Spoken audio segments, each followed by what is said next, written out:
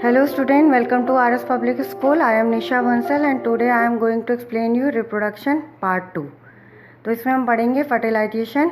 Fertilisation क्या होता है? The fusion of male gamete यानी स्पर्म एंड फीमेल गैमेट यानी egg to form a zygote is known as fertilisation. Male gamete sperm और female gamete egg, इनके मिलने से जब जाइगोट बनता है तो ये जो प्रोसेस होता है वो क्या कहलाता है? फर्टिलाइजेशन कहलाता है. Fertilisation is the first step in the process of reproduction. Fertilisation जो होता है रिप्रोडक्शन के प्रोसेस का पहला स्टेप होता है. यानी कि जो रिप्रोडक्शन होता है उसका पहला स्टेप कौन सा होता है? फर्स्ट स्टेप फर्टिलाइजेशन होता है. During fertilisation the nuclei of sperm and egg fuse to form a single nucleus. Fertilisation के समय क्या होता है? स्पर्म का जो न्यूक्लियस होता है और एग का न्यूक्लियस, दोनों के न्यूक्लियस जो होते हैं वो आपस में फ्यूज़ कर देते हैं, मिल जाते हैं. इससे क्या होता है? दोनों के न्यूक्लियस मिलकर एक सिंगल न्यूक्लियस बना लेते हैं.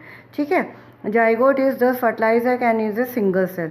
जाइगोट क्या होता है? एक तरह का फर्टिलाइज एग होता है, यानी कि एग को फर्टिलाइज करने पर जो स्ट्रक्चर बनता है उसे हम जाइगोट कहते हैं और ये एक सिंगल सेल होता है. Zygote contain chromosomes of both father and mother. जो जाइगोट होता है उसमें मदर और फादर दोनों के जो है क्रोमोसोम्स पाए जाते हैं. यानी कि फर्टिलाइजेशन के प्रोसेस के बाद जो जाइगोट बनता है उसमें मदर और फादर दोनों के ही क्रोमोसोम्स होते हैं. इसीलिए जो बेबी होता है उसमें मदर और फादर दोनों की प्रॉपर्टी पाई जाती है, क्योंकि दोनों के ही क्रोमोसोम्स उसको मिल जाते हैं. तो फर्टिलाइजेशन एक ऐसा प्रोसेस होता है जिसमें मेल गैमेट क्या होता है? स्पर्म. और फीमेल गैमेट क्या होता है? एग. दोनों मिलकर क्या बनाते हैं? जाइगोट. ठीक है. अब देखिए, जो मेल में 23 पेयर्स क्रोमोसोम्स होते हैं और फीमेल में भी 23 पेयर्स ऑफ क्रोमोसोम्स होते हैं. ठीक है. तो दोनों के 23 मिलकर क्या बना लेते हैं? 46 क्रोमोसोम्स मिल जाते हैं. इसमें जो बेबी प्रोड्यूस हो रहा है उसमें 23 क्रोमोसोम्स होते हैं वो फादर से मिलते हैं और 23 क्रोमोसोम्स जो होते हैं वो मदर से मिलते हैं. इस तरह से उसमें भी 23 पेयर्स ऑफ क्रोमोसोम्स बन जाते हैं. ठीक है. नेक्स्ट है process of fertilisation. Fertilisation take place inside oviduct. Fertilisation का जो प्रोसेस होता है वो ओविडक्ट के अंदर होता है. Only one sperm enters the eggs. तो एग में केवल क्या होती है? एक ही स्पर्म एंटर करता है. देखिए, स्पर्मेटोजेनेसिस प्रोसेस के थ्रू बहुत सारे स्पर्म्स बनते हैं, लेकिन उसमें एक ही स्पर्म जो होता है वो एंटर कर सकता है. सारे स्पर्म जो होते हैं वो डिस्ट्रॉय हो जाते हैं, केवल एक ही स्पर्म जो होता है वो एग में एंटर करता है. Egg secrete some chemicals which attracts the sperm. Egg जो होता है वो कुछ केमिकल्स जो होते हैं वो सिक्रेट करते हैं, जिसके कारण स्पर्म जो होते हैं उनकी ओर अट्रैक्ट होते हैं. ठीक है. On contact with egg the head acrosome of sperm release digestive enzyme which break the outer covering of egg. जब एग के साथ जो होता है स्पर्म कांटेक्ट में आता है तो इसका हेड यानी कि एक्रोसोम जो रीजन होता है उससे कुछ डाइजेस्टिव एंजाइम सिक्रीट होते हैं.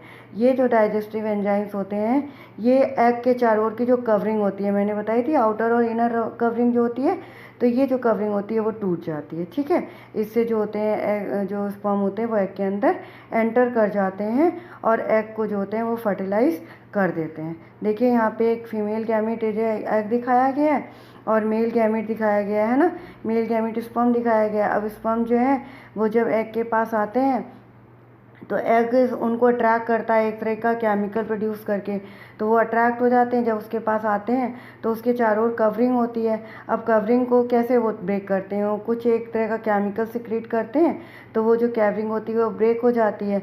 और जब वो ब्रेक हो जाती है तो स्पर्म जो होते हैं वो एग के अंदर चले जाते हैं और जब एग के अंदर चले जाते हैं तो वो एग को क्या करते हैं? फर्टिलाइज़ कर देते हैं. और फर्टिलाइज़ करने के बाद जो बनता है वो क्या होता है? जाइगोट. यानी कि जाइगोट एक ऐसा स्ट्रक्चर होता है जिसमें जिसमें मदर और फादर दोनों की ही प्रॉपर्टी पाई जाती है और यही जाइगोट जो होता है आगे सेल डिवीज़न करके बेबी में, मैच्योर बेबी में डेवलप हो जाता है.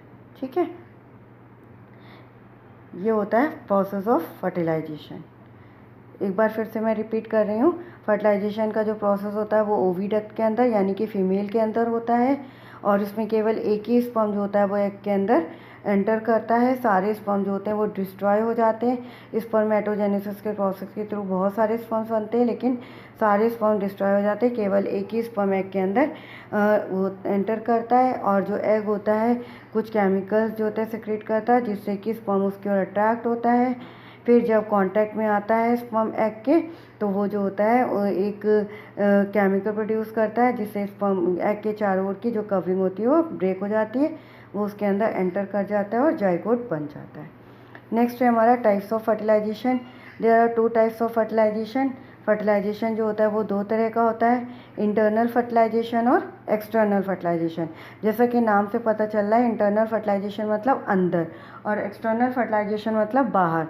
तो जब फर्टिलाइजेशन जो होता है वो फीमेल बॉडी के अंदर होता है, यानी कि फीमेल बॉडी के अंदर जो होते हैं स्पर्म एंटर कर जाते हैं और अंदर जाकर एग को फर्टिलाइज करते हैं, तो इसे हम इंटरनल फर्टिलाइजेशन कहते हैं। जैसे ह्यूमन्स है, काउज है, इन सब में इंटरनल फर्टिलाइजेशन होता है। और एक्सटर्नल फर्टिलाइजेशन क्या होता है? The fertilisation which take place outside the female body. जो फर्टिलाइजेशन फीमेल बॉडी के बाहर होता है, यानी कि फीमेल भी अपना एग बाहर दे देती है और जो मेल होता है उसका भी स्पर्म जो होता है वो बाहर आ जाता है, और एक किसी मीडियम में दोनों चीज़ें जो होती हैं वो मिल जाती हैं। इसे हम एक्सटर्नल फर्टिलाइजेशन कहते हैं।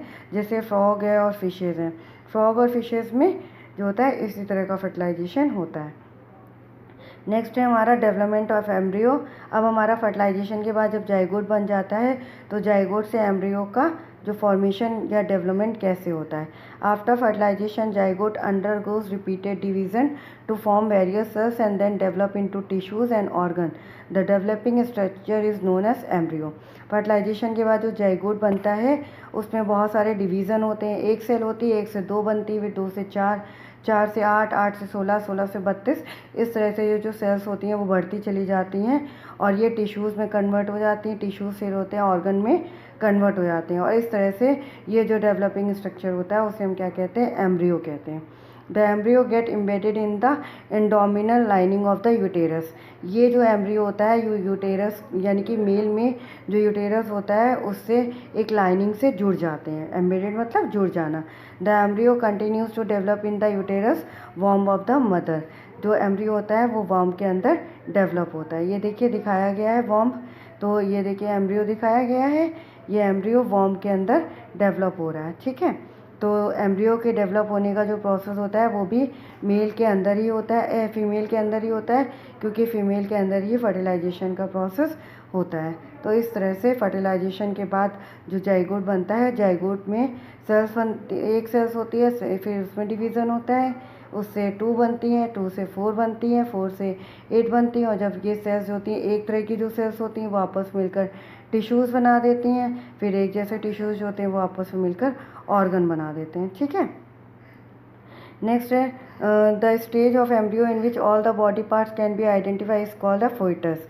यानी कि एम्ब्रियो की वो स्टेज जिसमें उसके सारे पार्ट्स जो होते हैं वो दिख सकते हैं, हम उसे आइडेंटिफाई कर सकते हैं। ये देखिए, मतलब एम्ब्रियो जो होता है धीरे धीरे डेवलप होता है, तो जब वो डेवलप होके इतना बड़ा हो जाता है कि उसके जितने भी बॉडी पार्ट्स हैं, आईज़, नोज़, ईयर्स, हेड और हेयर्स और हैंड, लेग, सब इजीली आइडेंटिफाई हो जाते हैं, तो उस स्टेज में जो एम्ब्रियो होता है उसे हम क्या कहते हैं? फोइटस कहते हैं।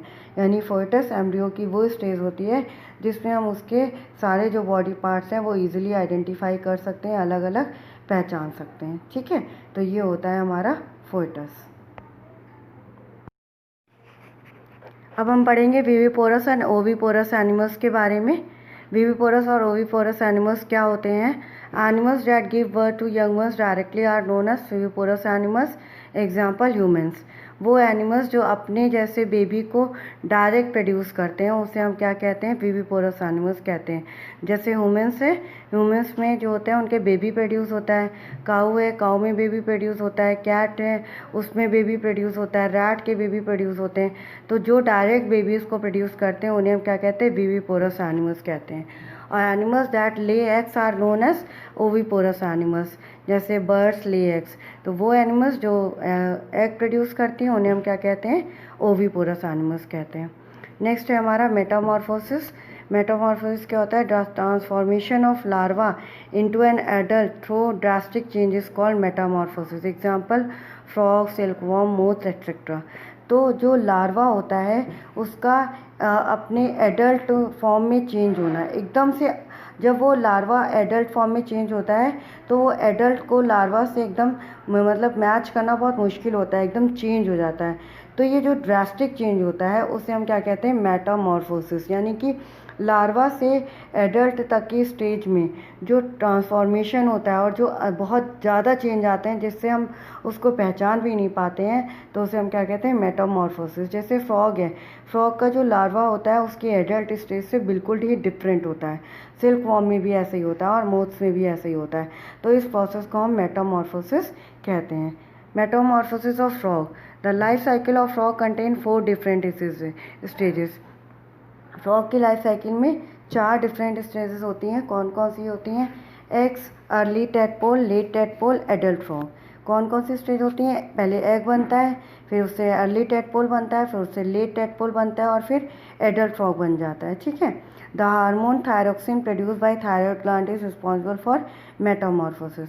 मेटामॉर्फोसिस के लिए कौन सा हार्मोन वो होता है? थायरोक्सिन, जो थायराइड ग्लैंड के थ्रू सिक्रीट होता है। ये हमारी life cycle of frog. Life cycle of frog जो है वो बहुत ही ज़्यादा इम्पॉर्टेंट है। इसकी जो है ये फिगर बनाने के लिए आता है, डायग्राम बनाने के लिए आता है, तो इसको आप प्रैक्टिस कर लीजिएगा अच्छे से। इसमें देखिए जो एडल्ट फ्रॉग है उससे एग प्रोड्यूस हो रहे हैं, तो एग से फिर क्या हो रहा है? अर्ली टेडपोल बन रहा है, अर्ली से फिर लेट टेडपोल बन रहा है, फिर लेट टेडपोल किस में डेवलप हो जा रहा है? एडल्ट फ्रॉग में। इस तरह से ये जो लाइफ साइकिल है ये चलती रहती है फ्रॉग की। ठीक है। तो जो अभी आपने देखा कि उसका जो लार्वा होता है और जो एडल्ट है उसमें कितना अंतर है, तो इस प्रोसेस को हम क्या कहते हैं? मेटामॉर्फोसिस कहते हैं। मेटामॉर्फोसिस वो प्रोसेस होता है जिसमें जो लार्वा होता है वो अपने एडल्ट से बिल्कुल ही डिफरेंट होता है। ठीक है। यानी एडल्ट जो है वो अपने लार्वा से डिफरेंट होता है और ये जो होता है थायरोक्सिन के प्रोड्यूस के कारण होता है।